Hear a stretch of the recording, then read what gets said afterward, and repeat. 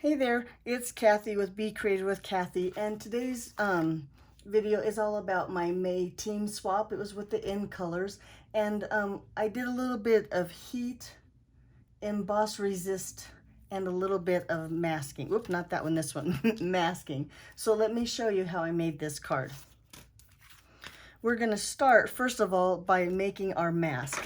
So I have my mini cut and emboss machine, and then I'm going to use the plate number 1 and lay plate number 2 right there, and then just take a post-it note here and lay that right there on my plate. Then using the Brilliant Wings, let me show you what this is like, the Brilliant Wings dies. They have all these butterflies like this. This one cuts out all the butterflies at one time solid, and then this one cuts them out individual with all the detail. And we're going to use this one right here. Set those aside, bring that back in here. Lay him right here, right on that post-it note. And now this post-it note is sticky all over, so it doesn't matter where I put him, he's going to be covered with the stick. But if not, if you had post notes that were just sticky at the top, just make sure that some of him is on the sticky part so he sticks to your paper. Okay, we'll set that aside. And very carefully, we're going to take that post-it note off of there.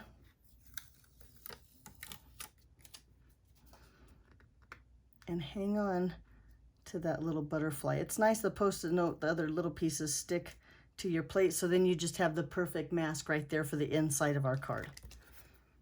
Okay, put all that aside. Then, now it's time to ink up our paper. So I have here, I'm going to use my Stamparatus. I think it's a little bit easier when you're using those great big stamps. And I have a piece of basic white cardstock.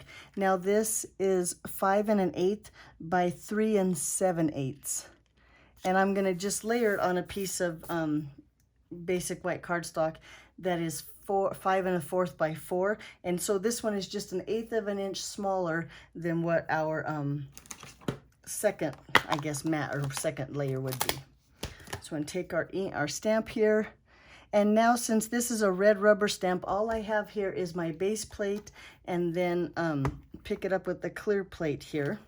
I'm going to put the stamp set under there so I have a nice solid place to ink up my stamp with Versamark ink. And now Versamark is just a clear sticky ink that's going to hold that embossing powder really well.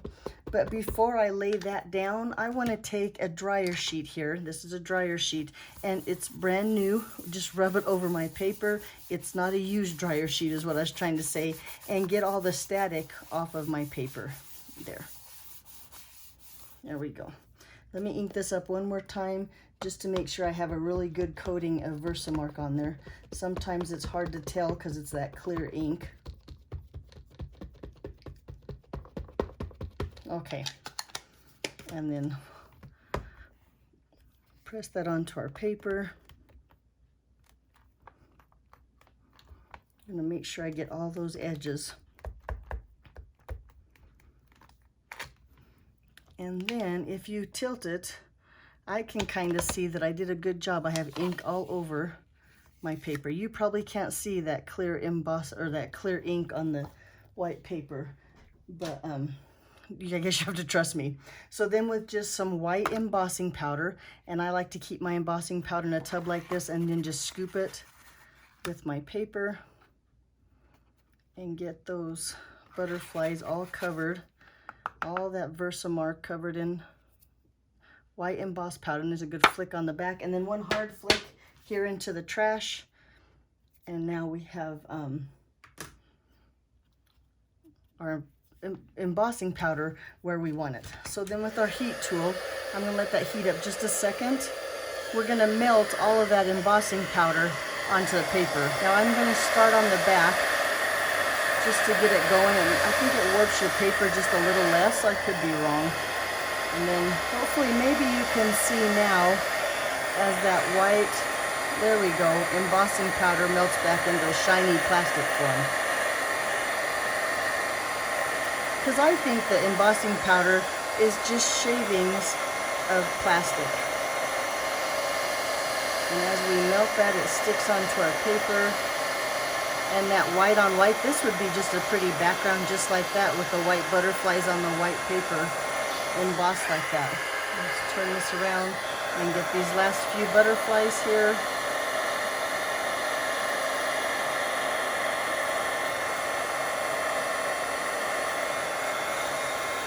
There we go. And while I have my heat tool, oh wait, I missed a little spot on this butterfly right here. We don't want that. There we go. But while I have my heat tool still warm, I'm going to just take a scrap, if I can find it here, of polished pink. And now I'm going to use this stamp set, Lovely Leaves. I love this little saying, I thought of you today. And I've got it here on a block with some Versamark. Take that dryer sheet, get rid of the static, so that way our embossed powder only sticks to the ink and not to everything. Here in Colorado, at least, it's really staticky, or dry, I guess. And I'm going to stamp that down. And let's see how, with that embossing powder, how I stamped. Yep, looks pretty good. Let's give it a good flick. Get rid of that extra embossing powder. Move that out of the way. And then heat set that, or melt that powder on there. Almost burned my fingers. There we go. Look how pretty that pink is with that white embossing on it. Then we'll just go ahead and take the double oval punch. Drop my gun. And punch out my words here. There we go. Here's a scrap of, where did my scrap of basic white go? Did I just have it? Did you see me with it? It was right here. Okay, we'll wait till later. If I can't find my scrap, if my scrap doesn't show up, then we will, well, I'll go get another piece of white paper. So on a piece of scratch paper here, I'm going to bring those embossed butterflies, and I'm going to start, like I said, in colors. I'm going to start with some pale papaya ink, and I have a blending brush here, and I'm going to just ink up my brush, and then tap a little here, and then just get at an angle these two corners, and just get some ink on my paper here. And you notice I'm going to try to go all the way across both sides of the paper so I can get some, like a even part, I guess. Sometimes I go this way and sometimes I go this way, and that way it's not all dark over here. Sometimes it's dark over there, because you get the darker color where you start. So sometimes if I start this way, it just works just like that. Okay, let's go to our next color, which is going to be polished pink. Another in color, really pretty. This might be my favorite in color, although it's hard to choose. So I'm going to turn my paper, because I work better this way than I do trying to go on top of another color. I'm going to tap that off and then just come straight across those butterflies, and then kind of blend it in down here with that pale papaya. One more time. This time I'm going to come this way so it's a little bit darker on this side. Okay, and then while I have my my polished pink blender brush, I'm going to go ahead and take that mask and put it on a piece of basic white that is 5 1/4 by 4. This is going to be for the inside of our card, but I'm going to tap it here to get most of the ink off, and then I'm going to just ink up around that butterfly like this. And then look, when you remove your mask, how pretty that looks for the inside of my card. Okay, let's go on to the last color, which is the Fresh Frieza.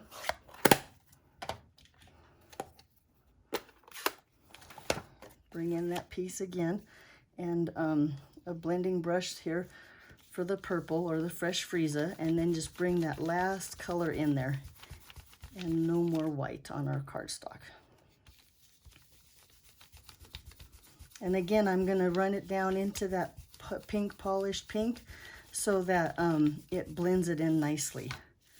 Maybe bring in that blending brush and blend that in some more, but a little bit more. I think we need a little bit more of the fresh Frieza here in the center. There we go. And look, I think that's really pretty, and that works. Okay, let me find a scrap of white here because my scrap never showed up. Let's see if this one's big enough. And we'll go ahead and punch, oh, barely. It works though. Okay, now we have, let's get rid of this. It's time to put our card together. I think we have all the pieces, except now I can't find my polished pink oval. There it is. There we go. Okay, so this is a card base. Again, it's polished pink. It's 8.5 by 5.5, scored at 4 1/4. You can find all the measurements for my card on my blog, Be Creative with Kathy. While you're at my blog, be sure to subscribe, and that way you'll get my monthly email, and that tells you about my upcoming classes and such. So again, my blog address is Be Creative with Kathy. A little bit of adhesive on the back. This is the inside, and I'm gonna just lay that right there on the inside of my card,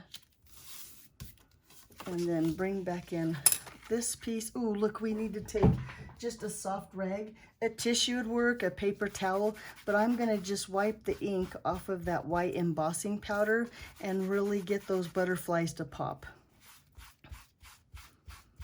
There we go, looky there.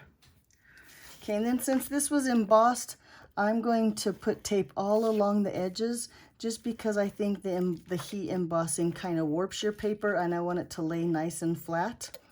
And I have a little bit of sticky note, or yeah, post-it note here on my, okay, he's gonna stay there, he's not moving.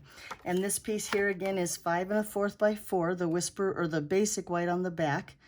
And I'm gonna layer my butterflies right there on top. Looks like that, just a little tiny white border, a little bit of adhesive on the back of that.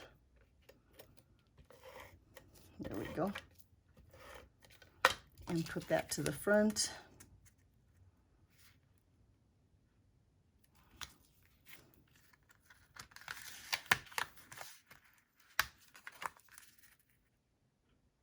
Try to get it straight. There we go. And then last we'll adhere our greeting to the white one.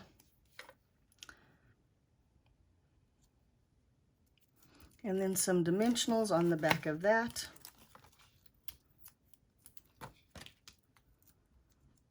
And adhere that to the front of our card right there. And look how pretty. But then last but not least, I'm going to take a couple of these elegant faceted gems. Now I love these gems because they add a little pop, but yet they're not quite as thick or bulky as a rhinestone. So I'm going to just place them right here. I think I'm going to do a little one right here. And then another big one, I think right there. And there you go. There's my cards. I hope you'll give the Heat Emboss Resist a try and let me know what you think. Thanks for watching. Bye-bye.